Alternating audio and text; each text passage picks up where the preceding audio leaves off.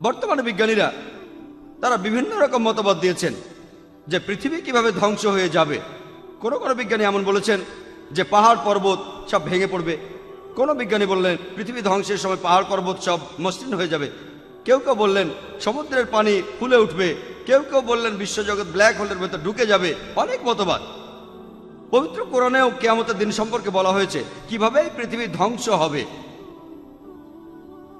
তার অনেক কথা বিজ্ঞানের থিওরির সাথে মিলে যায়। থিওরি প্রতিষ্ঠিত সত্য নয়। যেমন ধরুন, পবিত্র কোরআনের সূরা আহকাফের ৩ নম্বর আয়াতে উল্লেখ করা হয়েছে আল্লাহ এই আকাশমণ্ডলী ও পৃথিবী সৃষ্টি করেছেন একটি নির্দিষ্ট সময়ের জন্য।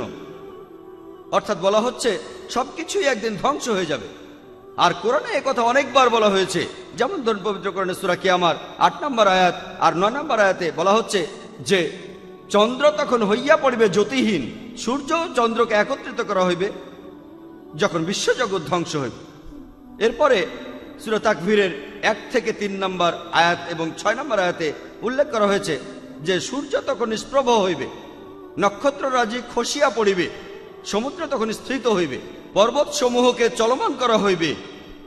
পবিত্র কোরআনে সূরা ইনফিতারের ১ নম্বর আয়াত থেকে ৩ নম্বর আয়াতে বলা হচ্ছে যে আকাশ তখন বিদীর্ণ হইবে, নক্ষত্র খসিয়া পড়িবে,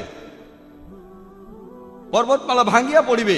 পৃথিবী ধ্বংসের অনেকগুলো নিদর্শনের কথা বলা আছে। পবিত্র কোরআনের আয়াতে এই কথাগুলো বলা হয়েছে। এগুলোকে বিজ্ঞান এখনো প্রমাণ করতে পারেনি। যেমন ধরুন, পবিত্র কোরআনে আরো আছে সূরা আম্বিয়ার ১০৪ নম্বর আয়াতে উল্লেখ করা হয়েছে সেদিন আকাশমণ্ডলীকে গুটাইয়া ফেলিব, যেভাবে গুটানো হয় লিখিত দপ্তর। যেভাবে আমি প্রথম দিনের সূচনা করিয়াছিলাম সেইভাবে পুনরায় সৃষ্টি করিব। তাহলে কোরআন বলছে যে আবার নতুন করে সবকিছু সৃষ্টি হবে পৃথিবী ধ্বংস হওয়ার পর। বিজ্ঞানের ব্যাপারে কিছু জানে না। কোরআন বলছে পৃথিবীর প্রথম মানুষ হলেন আদম আলাইহিস সালাম। বিজ্ঞান এটা প্রমাণ করতে পারেনি। কোরআন মানুষের আত্মার কথা বলছে। বিজ্ঞান এখনো প্রমাণ করতে পারেনি মানুষের আত্মা আছে। পবিত্র কোরআন এছাড়াও বলছে জিনের কথা, আত্মার কথা, ফেরেশতার কথা। বিজ্ঞান এটা প্রমাণ করতে পারেনি।